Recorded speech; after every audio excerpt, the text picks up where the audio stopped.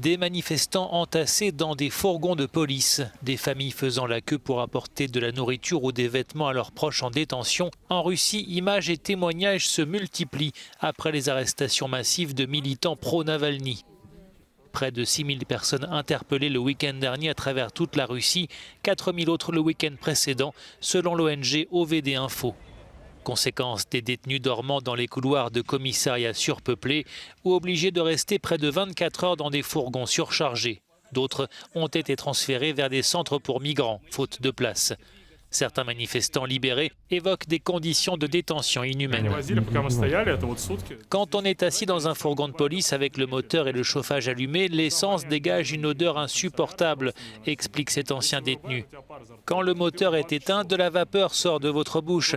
C'est dans ces conditions que nous avons passé 20 heures dans un fourgon. Plusieurs personnes étaient debout pendant tout ce temps. On n'avait pas vu autant d'arrestations depuis les manifestations de 2019 en marge de la campagne électorale, explique cette membre d'une commission de contrôle des prisons. À l'époque, il n'y avait pas eu autant de détenus. C'est le début d'un processus. Les prisons vont rester pleines car les gens vont sans doute continuer à manifester et la répression brutale va se poursuivre.